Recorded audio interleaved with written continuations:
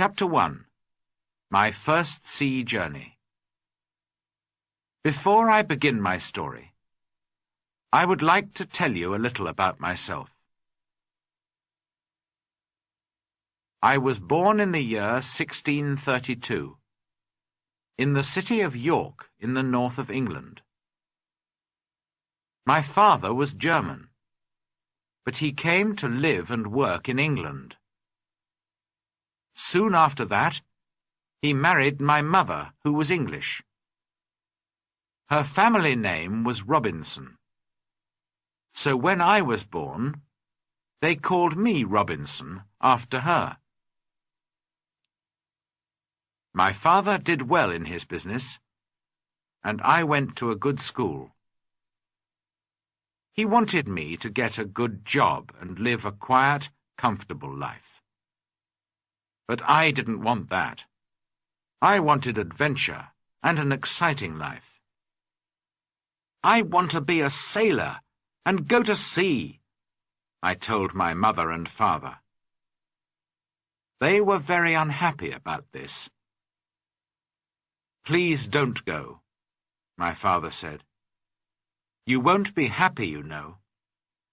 Sailors have a difficult and dangerous life. And because I loved him, and he was unhappy, I tried to forget about the sea. But I couldn't forget. And about a year later, I saw a friend in town.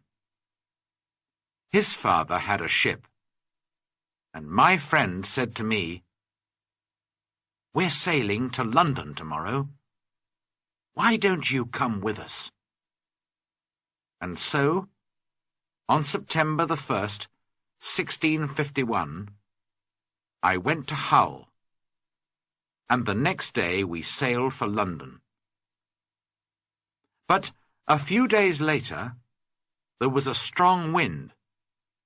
The sea was rough and dangerous, and the ship went up and down, up and down. I was very ill and very afraid. "Oh, I don't want to die," I cried. "I want to live. If I live, I'll go home and never go to sea again." The next day, the wind dropped, and the sea was quiet and beautiful again.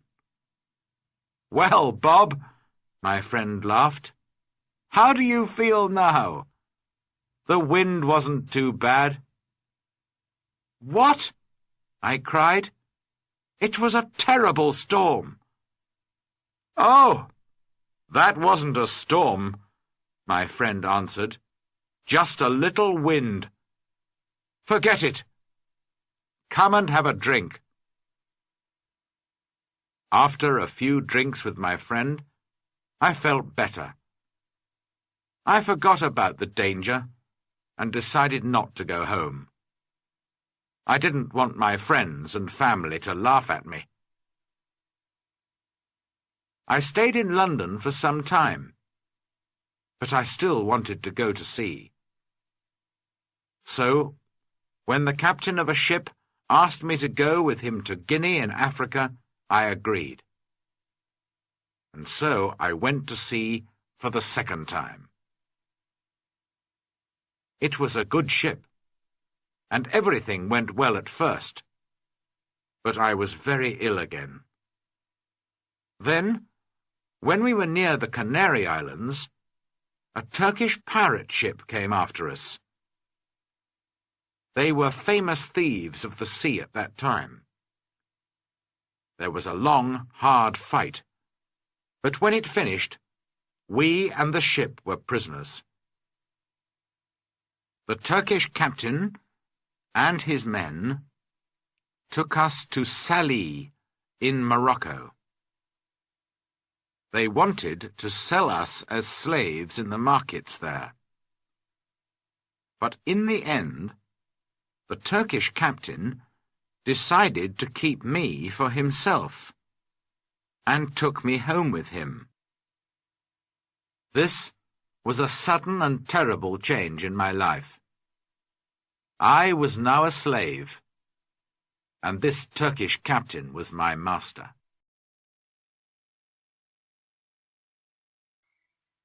Chapter 2. Down the Coast of Africa. For 2 long years, I lived the life of a slave. I worked in the house and the garden, and every day I planned to escape, but it was never possible. I thought about it day and night. My master liked to go fishing in a little boat, and he always took me with him. A man called Merle and a young boy also went with us. One day my master said to us, "Some of my friends want to go fishing tomorrow. Get the boat ready." So we put a lot of food and drink on the boat, and the next morning we waited for my master and his friends. But when my master arrived, he was alone. "My friends don't want to go fishing today," he said to me. "But you go with Merle and the boy, and catch some fish for our supper tonight." "Yes, master," I answered quietly. But inside I was excited. "Perhaps now I can escape," I said to myself. My master went back to his friends, and we took the boat out to sea. For a time we fished quietly, and then I moved carefully behind Merle and knocked him into the water. "Swim!" I cried. "Swim to the shore!" My master liked to shoot seabirds, and so there were guns on the boat. Quickly, I took one of these guns.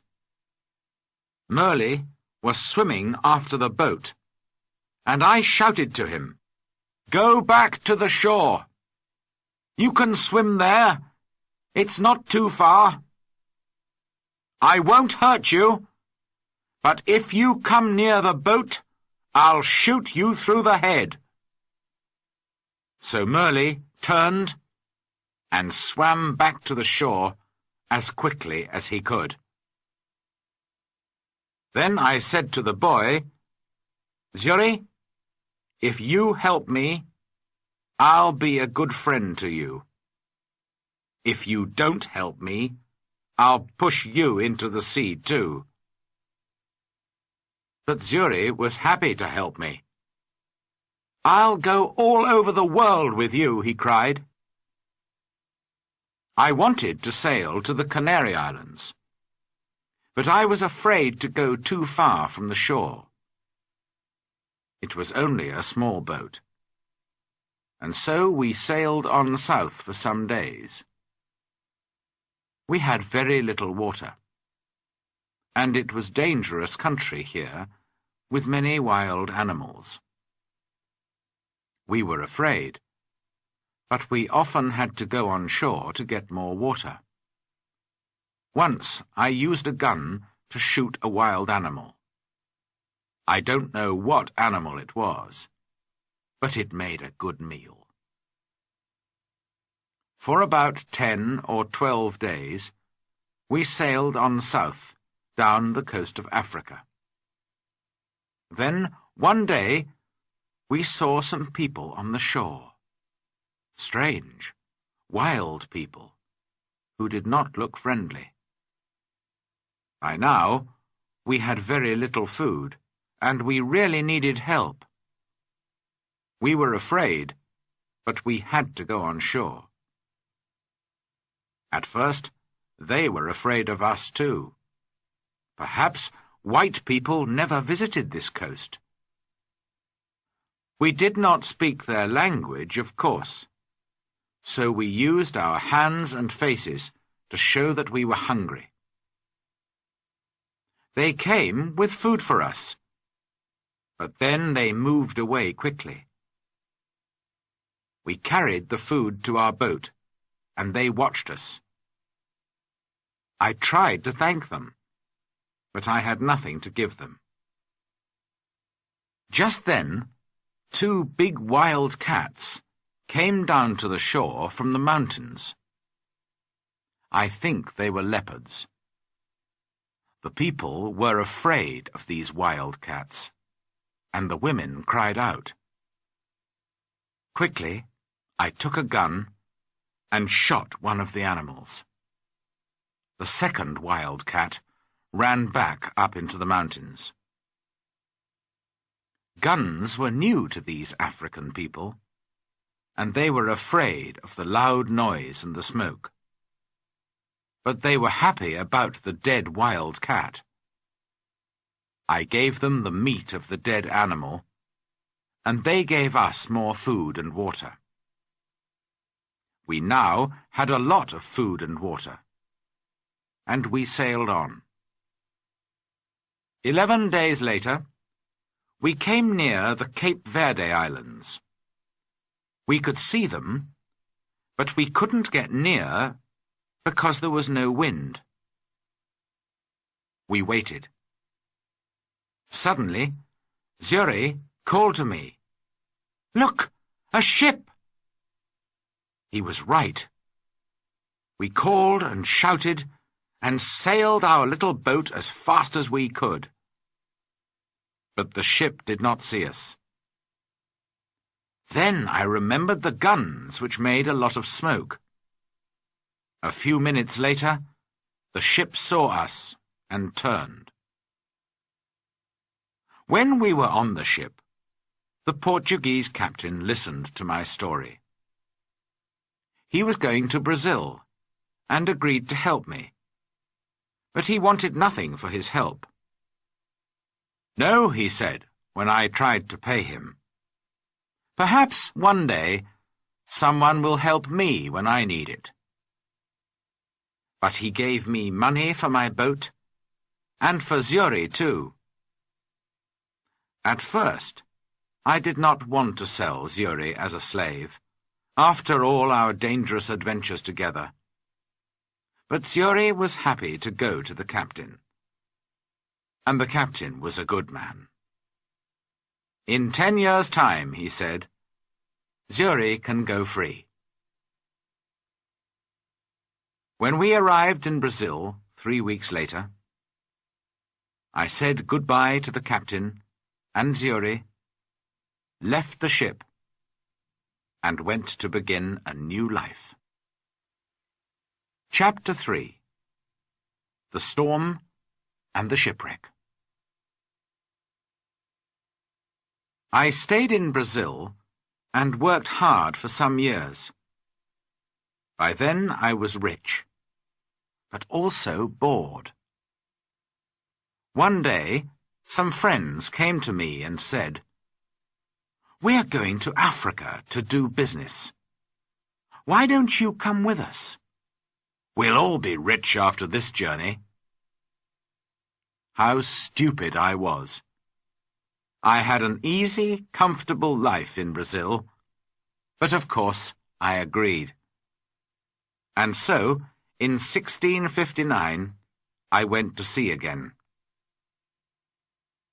At first, all went well, but then there was a terrible storm. For 12 days the wind and the rain didn't stop. We lost 3 men in the sea, and soon the ship had holes in its sides. "We're all going to die this time," I said to myself. Then one morning, one of the sailors saw land. But the next minute, our ship hit some sand just under the sea. The ship could not move, and we were really in danger now. The sea was trying to break the ship into pieces, and we had very little time. Quickly, we put a boat into the sea and got off the ship. But the sea was very rough, and our little boat could not live for long in that wild water.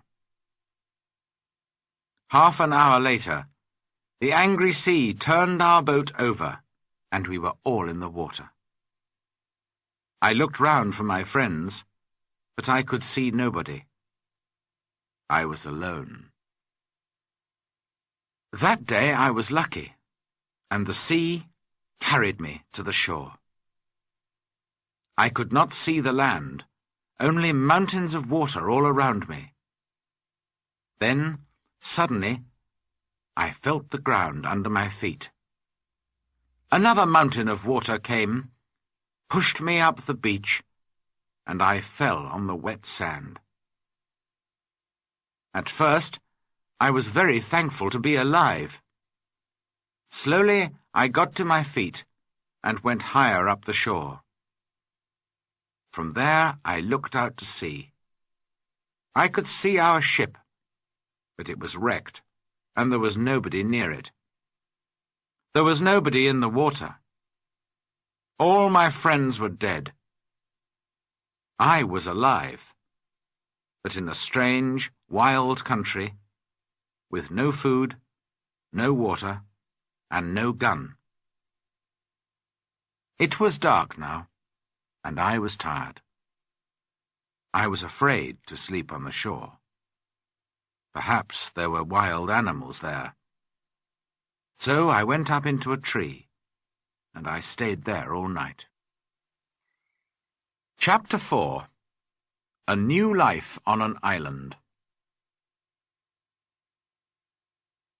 When day came, the sea was quiet again. I looked for our ship, and to my surprise, it was still there, and still in one piece. I think I can swim to it, I said to myself. So I walked down to the sea, and before long I was at the ship and was swimming round it. But how could I get onto it? In the end, I got in through a hole in the side, but it wasn't easy. There was a lot of water in the ship, but the sand under the sea was still holding the ship in one place. The back of the ship was high out of the water, and I was very thankful for this, because all the ship's food was there.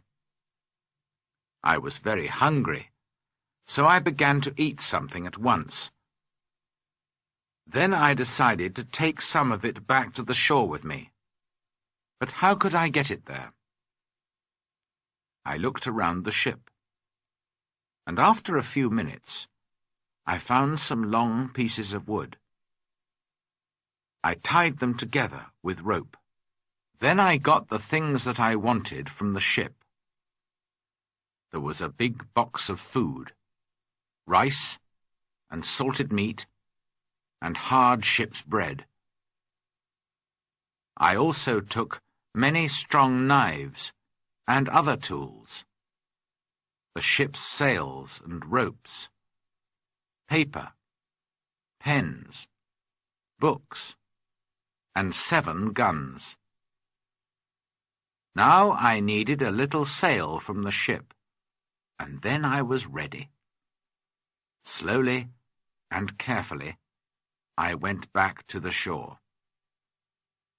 It was difficult to stop my things from falling into the sea, but in the end, I got everything onto the shore. Now I needed somewhere to keep my things. There were some hills around me, so I decided to build myself a little house on one of them.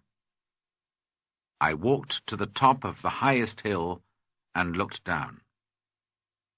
I was very unhappy, because I saw then that I was on an island. There were 2 smaller islands a few miles away, and after that, only the sea. Just the sea, for mile after mile after mile. After a time, I found a little cave in the side of a hill. In front of it, there was a good place to make a home. So I used the ship's sails, rope, and pieces of wood. And after a lot of hard work, I had a very fine tent. The cave, at the back of my tent, was a good place to keep my food, and so I called it my kitchen. That night, I went to sleep in my new home. The next day, I thought about the possible dangers on the island. Were there wild animals? And perhaps wild people, too, on my island?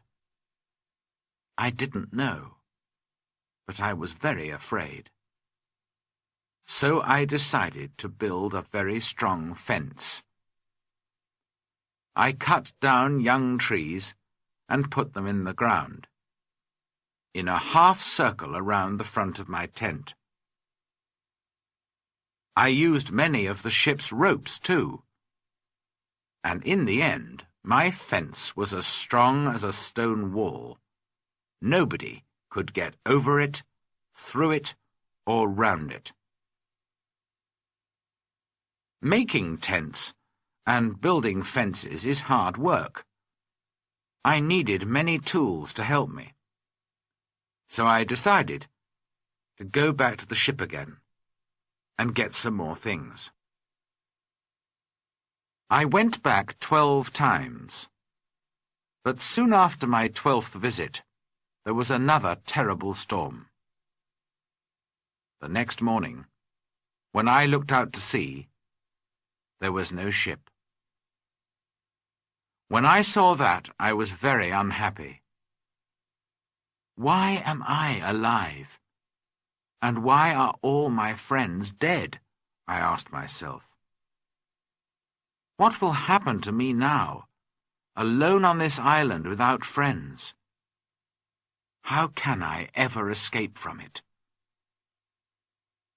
Then I told myself that I was lucky. Lucky to be alive. Lucky to have food and tools. Lucky to be young and strong.